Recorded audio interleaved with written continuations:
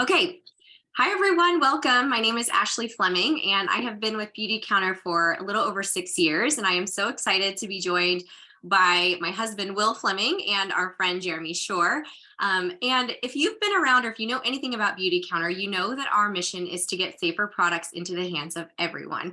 And what we realized is that most of the time, when we're communicating about safer ingredients or safer products, we're really speaking to women and that female audience. And so we really thought, why not bring the men in and have them have a conversation around ingredients and safer products. Both Jeremy and Will are in the elite sport performance realm and industry, and so we thought it would be interesting to hear from them, just talking about some men's health subjects and kind of honing in on personal care products and the ingredients that are in those products and the effect that they have on men's health. So I am actually going to hop off and let Will and Jeremy have just a great conversation.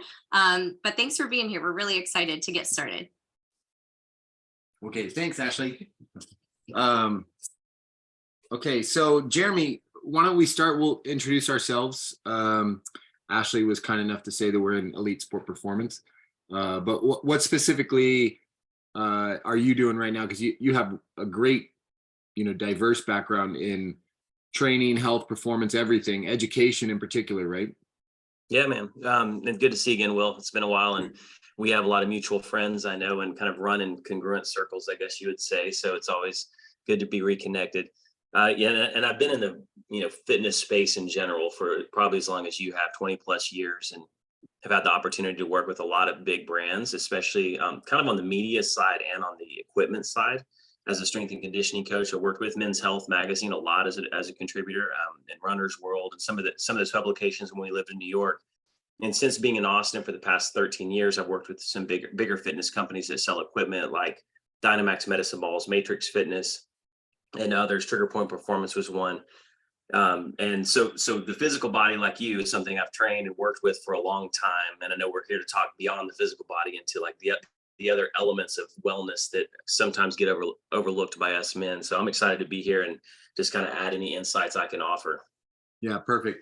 And on for my end, I was an athlete, and like a lot of athletes, you kind of migrate when you're a smaller athlete. You migrate to, like, let's see, what are the best practices. So training became really, really important to me when I was younger, and just carried that over into once I finished my athletic career, opening a sports performance and health facility. We called it it was at the time, it was kind of novel to call it a fitness and performance facility. So we would work with adults all day on whether that's body recomposition, getting ready for a 5K or a marathon, and then in the evenings we'd start working with athletes trying to get a college scholarship. And so for a long time I did a ton of that. And then in the last 5 years, I've been able to specialize even more and work specifically with this crew of Olympic weightlifters who are trying to be their best. And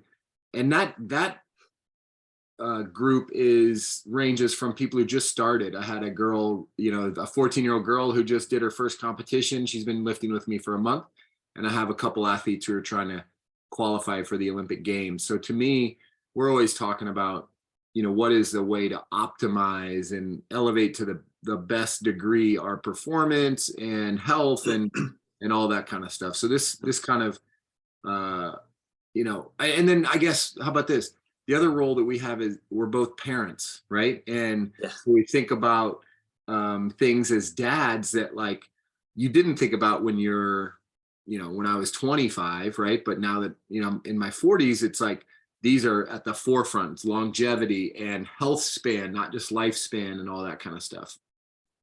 Yeah, no, absolutely. I think that's something that becomes more and more relevant when you're in your 20s and 30s. Yeah, you're thinking like, I want to look good, feel good, Yeah. those kind of things. Now you're like, I want to feel good enough to be able to play with my 4 kids and future grandkids. And like you mentioned For before, I sure. think that's just so right on. Your perspective changes a lot, and be healthy for your wife, right? I mean, I think that is probably even a more important role sometimes, to take care of her and then your kids and then your community. I think at the end of the day, our capacity to kind of give back locally, give back as a coach or as a mentor or as someone who needs to move brush out of the yard, and it's an older lady and they just need your physical strength to do so.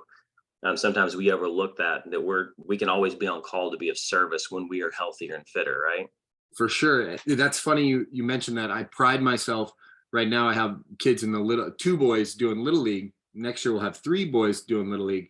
And I pride myself on being, the best pitch coach, right? Like, I'm going to throw strikes and, I'm going to hustle and do all that kind of stuff. And just so that I'm modeling certain things for kids. And that's unusual, right? And so we want to have, and that's all encompassing too. It's not just that I work out, or I prioritize that sort of thing. It's all of this and the stuff that we're talking about, or we're going to talk about in terms of what we put in and around our bodies and on our bodies, contributes to that. Yeah, right on. I think that, I was thinking through and really want ultimately at the end of the day, and they want to be strong. I think most men want to feel strong. I think they want to feel vital. They want to have, energy. I think they want to have a strong sex life, hopefully in context of marriage, all of those things that go into that. More and more we know that is getting harder and harder to do. And it's really a compounding of stressors, right? We, as health professionals, we look at a client or even ourselves and we say, okay, you have to filter their lifestyle through, what stressors are compounding upon them. I think that's kind of where it all starts, because there's some things we can't fully control, right? I mean, there are physical and there are mental and there are emotional stressors that come in. Our body still thinks like, hey, like I'm kind of meant for battle. So they think like, hey, I'm in a fighting state with those higher cortisol levels, you guys, all the time. And that stressor affects so many things. And then there's the things that we can control. And I think that's something that we can talk about today, is what we put in and on our bodies. Because it's ultimately when you can't control like what's happening on the outside, just bad day at work, things that are happening that are stressing you out, mental stressors, emotional, family stuff going on. But then if you're compounding that with poor food choices, and now what we can really talk about today is people don't realize the impact of what we're putting on our bodies, then adds more to that and continues to elevate our stress levels. And have you ever heard about the hormonal hierarchy? No, tell me. It's just a simple way to talk about it is, as we know that if we're about to go to battle, like what's the first thing that gets shut down in the hormonal hierarchy? And those are really your sex drive and your sex hormones. And that's when we're talking about some testosterone stuff today. Yeah. And that stuff gets shut down. And I did a quick Google search to be like, what's the number one prescribed medicine for men? And the first 4 ads that pop up when I searched that were either connected to ED, which we know what that is, or low testosterone, right? Absolutely. And we talked about that earlier. So I think that's a good place for us to start, because we know what men want, and we know now what their challenges are. Yeah. And so how do we as men and fitness professionals and husbands and dads start kind of telling a better story as our wives have been doing for women? Yeah. Well, so that Google search does lead to a really good point, which is there is with no moral judgments about this as like coming from an athletic performance world, but so many men are on TRT now. And it's like super highly requested. And it's like, hey, I go to the doc, my testosterone's down. And you talked about the stressors, and stressors are what contribute to that, right? Making that connection for the hierarchy, right? You go into battle, if you're under high stress, that's going down because your body doesn't need it, right? It doesn't need sex hormone to go into battle. It needs cortisol, it needs adrenaline, it needs like all this stuff that just heightens everything. Those aren't long-term things. Testosterone is a build hormone, right? You build off of that. So you need that during times of rest and low stressors. Men going through lots of stress that is out of the scope of this call are seeing low testosterone everywhere. So you just see that constantly. As many of my friends, many guys that I know, I just started TRT. I want to get back to a normal level. I went to the doctor, and I have the testosterone of an 80-year-old, right? Or I have the testosterone of a 12-year-old boy. Actually that would be really high, but I have all these different kind of markers. And what is that? That's a lot of that. A lot of that is environmental, right? And that's almost an epidemic. And the thing about TRT is once you start, you can't stop. It's going to it's going to tell your body that you don't need to do this anymore. You don't need to produce. Now, Right. the powerful thing is every guy that I know that has TRT is like, I feel like $1,000,000, right? When a guy's like testosterone is elevated, they got better mood. Obviously, they better sex drive. They're just like feeling excited, right? You know, they're like feel like a teenager again, and they're pumped about everything. So that, you know, that it's a hormone that does so many things.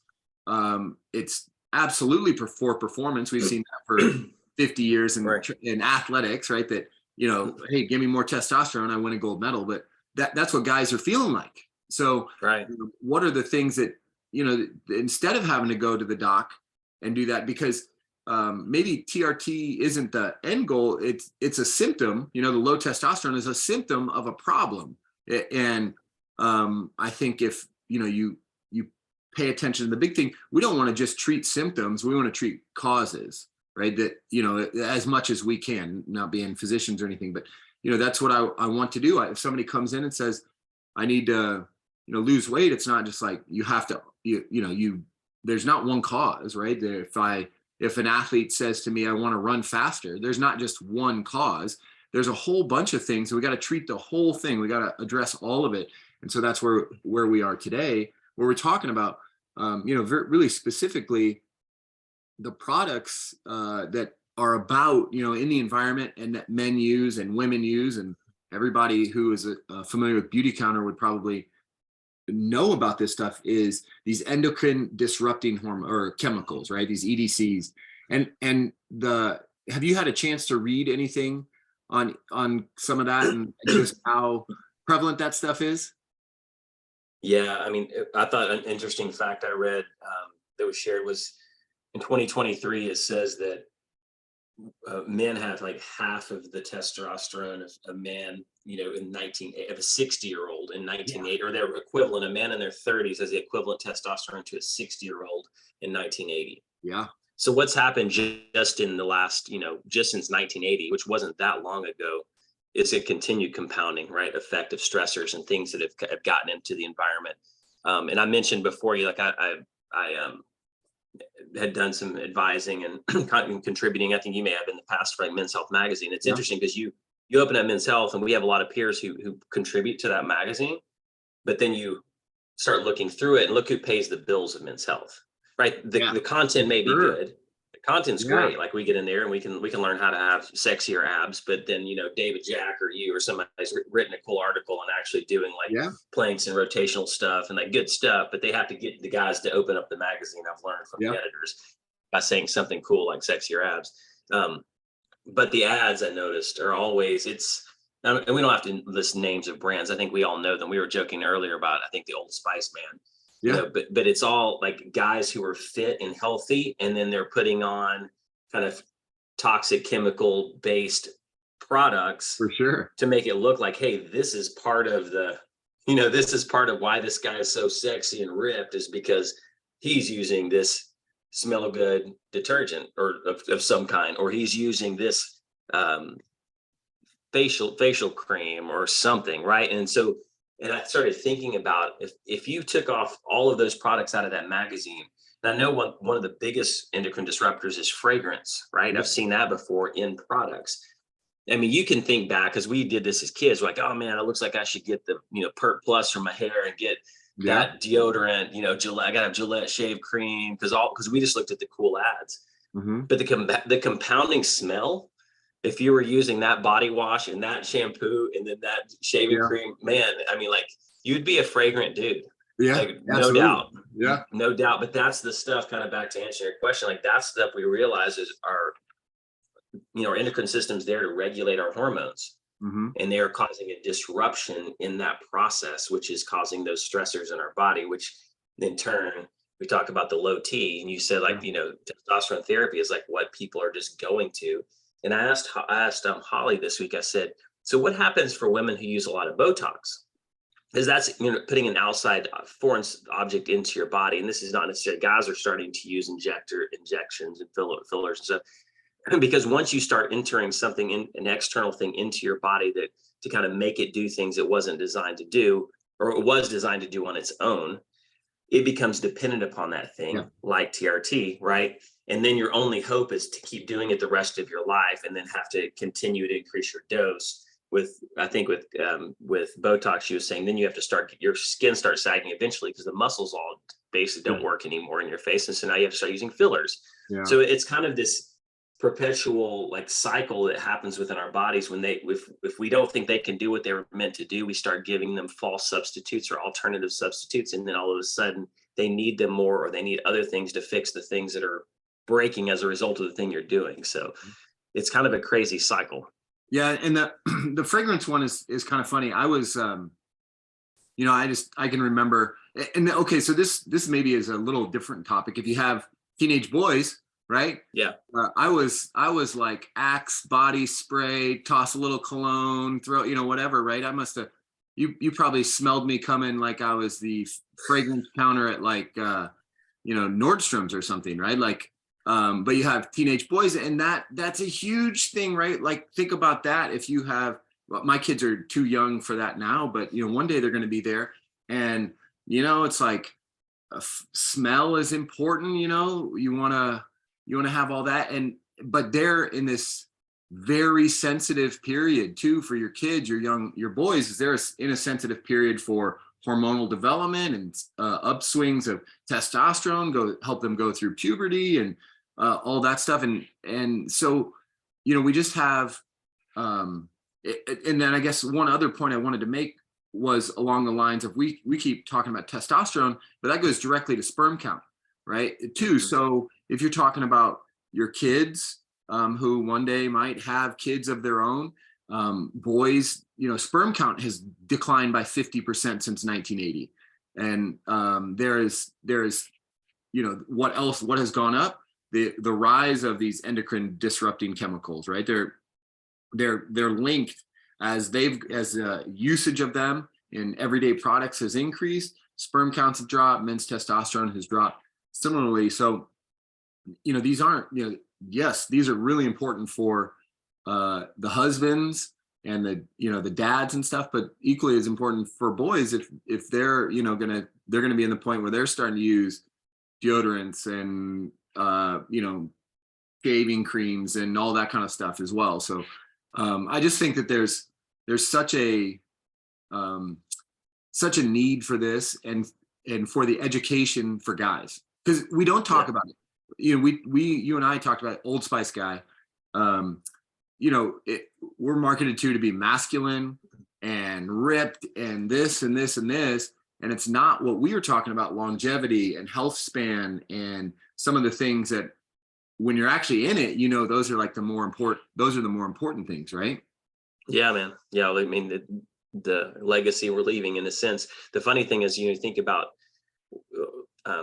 thank God that we've been kind of given this opportunity with our wives and Beauty Counter, and then having safer products.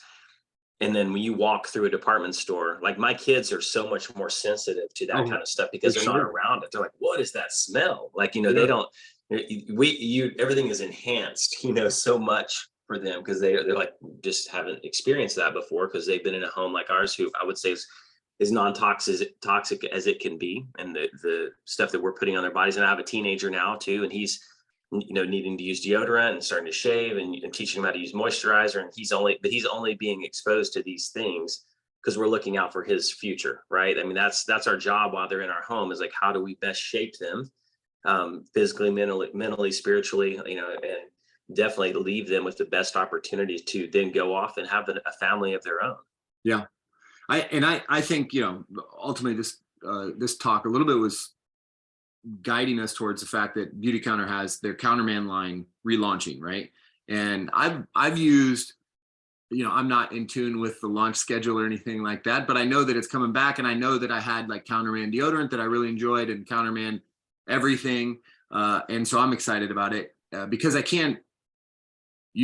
Our wives work with Beauty Counter, and it's been so great for them and our families, but I can trust the products, right? I know that that's aligned, because honestly, even there's like some brands that are like seemingly safer alternatives. And I was on a trip, I forgot my deodorant recently, I bought one and I brought it home, and Ashley's like, what are you doing? And she was like, that's that one's got fragrance. And I was like, I thought this was a good brand. What do I do? So, Right. You Brandon think you're making a good decision, and you're ultimately like, oh well, yeah, crap. that's just, yeah. But again, it's back to that compounding thing, right? Like if you're doing the right things, not to overwhelm people at the same time. If you're doing the not for right things, even perfection. 51% of the time, my wife Yeah. has said a lot of times, like you're winning. Yes. Like, and there's going to be times when you have to, use some kind of like fragrance because you forgot your deodorant or toothpaste or one of You're those gonna be fine. things. It's the Yeah. middle of the night, like, and you're at a hotel, and you're like, that's just going to happen, and It's that's gonna happen. life. But thankfully, you've not compounded that over with Yeah. just more and more of the same stuff.